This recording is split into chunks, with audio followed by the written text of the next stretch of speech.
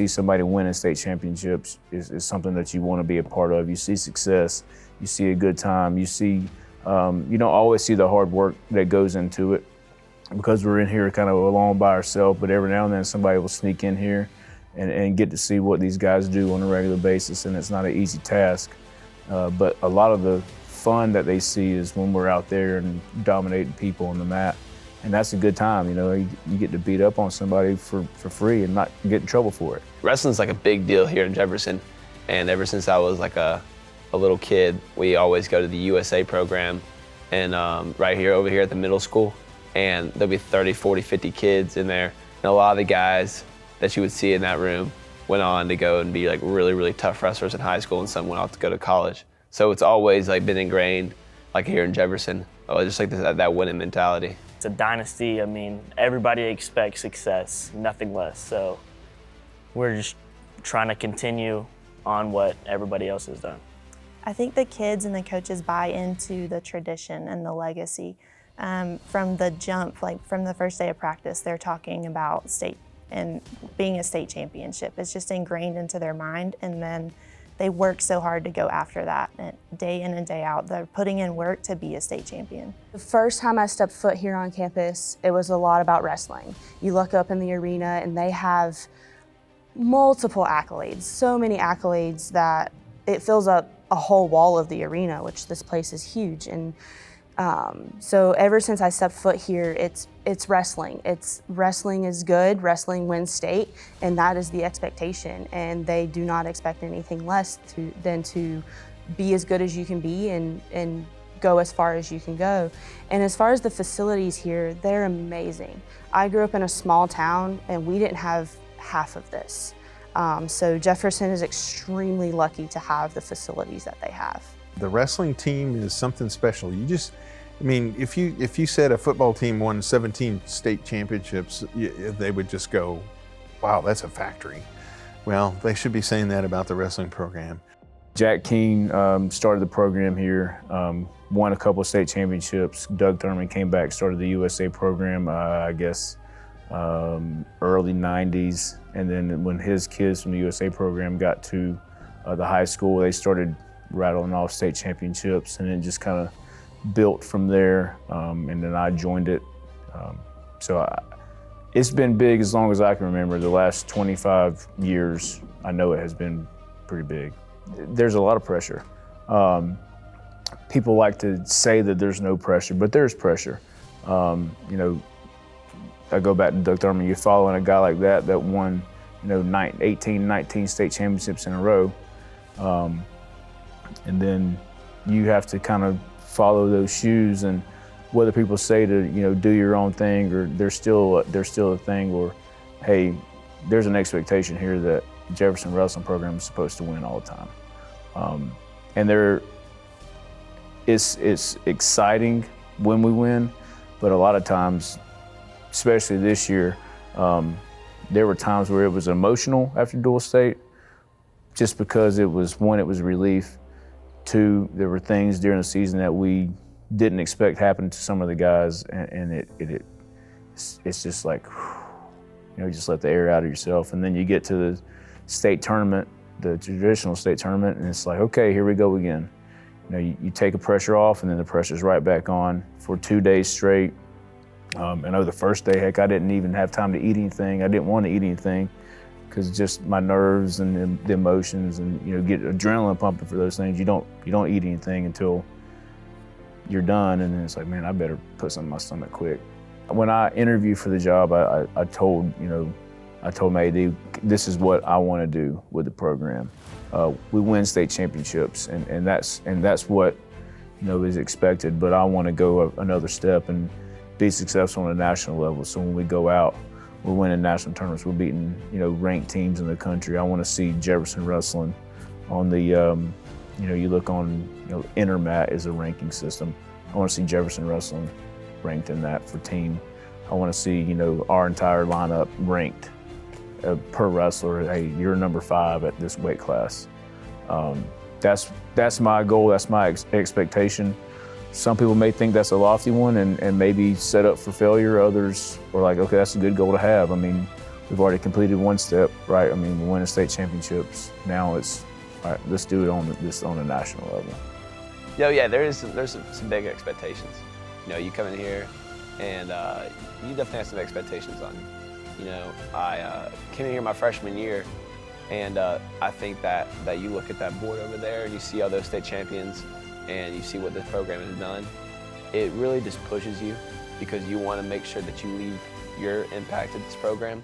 So I think that's why this program has had so much success, is because, you know, guys come in here and they understand that this is like a dynasty and that this is, you know, more than just your regular wrestling program. So when they come in here, they really, you know, put in the work and put in the time, and that's why we grow so many successful wrestlers. It can get a little physical sometimes. Like when we come in here, it's almost like sometimes the mood changes a little bit. We're like friends at school all day, but it can get pretty physical. We get bloody noses, broken noses, like everything, just really, really physical. I know that Sammy Brown was my partner this year, and we come in here and we clash for 2 hours straight, come out with, you know, black eyes, cauliflower ear, and then the next day we wake up and go to first period together and just be best friends. So I mean, I just like it's just a different, you know, you just have to learn to make that switch. And when you come in here, it's really serious and it's time to get to work, and then it's not personal. Everything's, you know, left in here, and then you just go on to the next day.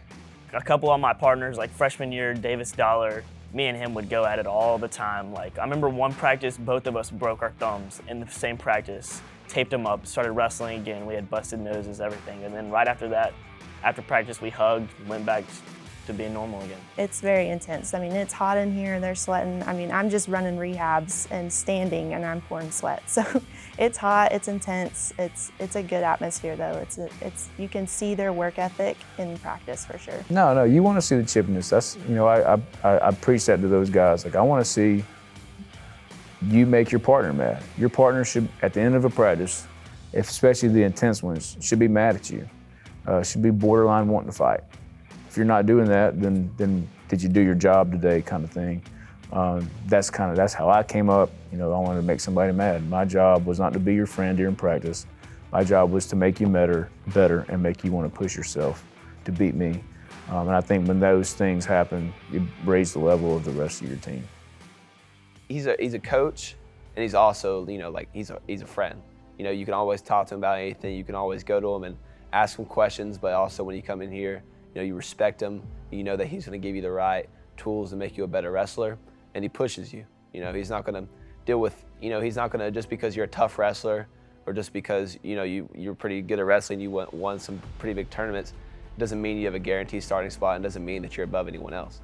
You know, everybody in here has the same expectation, and so he really just pushes you. And he also, you know, one of the biggest things that Coach Barry does for me is, like, you know, he really identifies the things that I struggle at, my weaknesses. And so being able to know that and understand that before I go to college, and being able to, you know, find those weaknesses and really grow strong there is really important to me. So that's like a really big thing that Coach Barry has done for all the guys on this wrestling team. He's a leader, he's an extremely good coach. He teaches us a lot of things in wrestling and outside, how wrestling can help us outside of wrestling. He teaches us lessons of how to control our emotions in tough times, how to get through things, just push through. And he's also a really good friend for us. He's always somebody to talk to anytime there's something going on. He's the first person I go to talk. Well, I was really impressed. I mean, I wrestled in high school, and I had kids that wrestled too, and I came here and I looked up at the ceiling and looked at the flag of hanging down with all the state championships, and I said, "Is that right? They've won 17 of these?" And I started counting them each in a row, and I think they broke the sequence a year ago, but they're starting back on another sequence. But that's a phenomenal record when you think that every 2 or 3 years, all those kids rotate through, and then you got to have another group come through.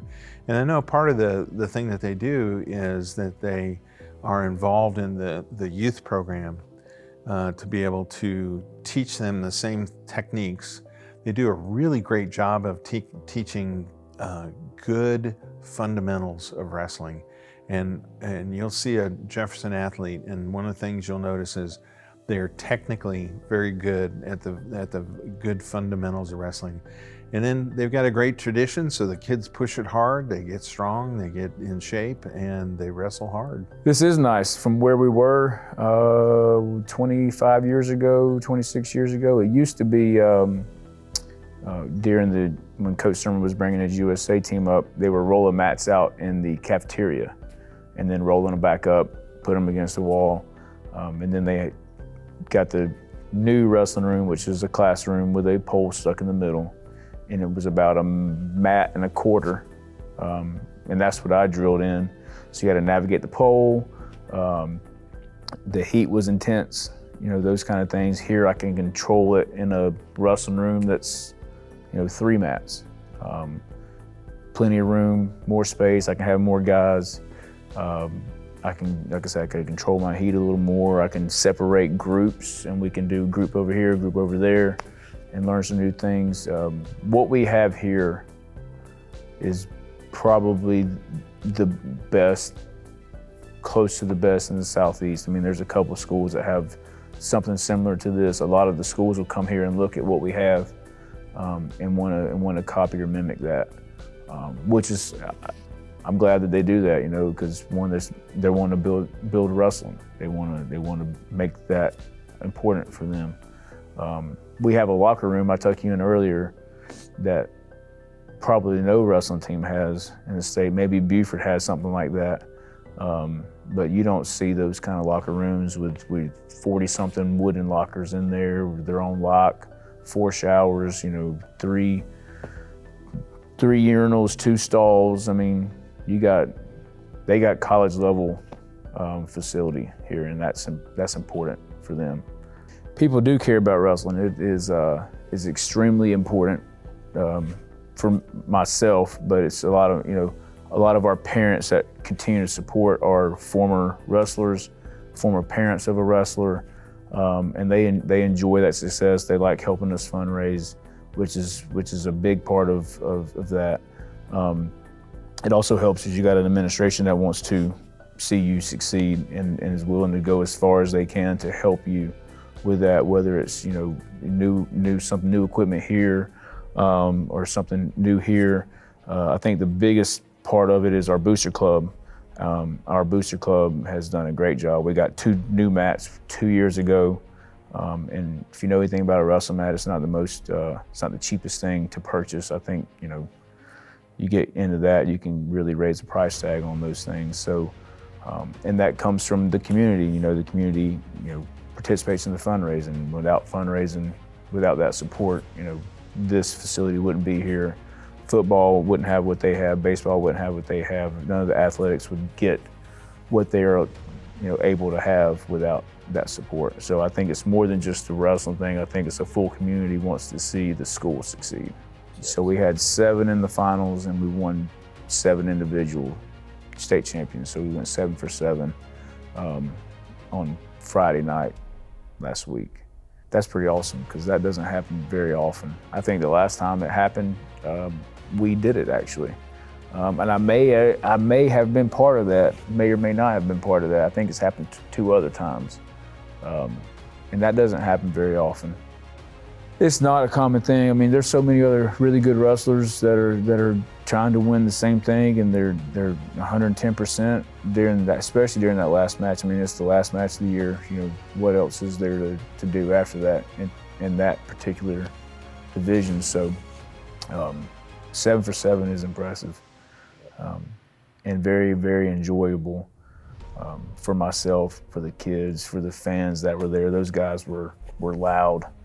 There were times you couldn't hear yourself think inside of the arena, so that's a good thing. That's the goal. That's the goal. I mean, that's the process that we've started. So we'll see this time next year what we have in store.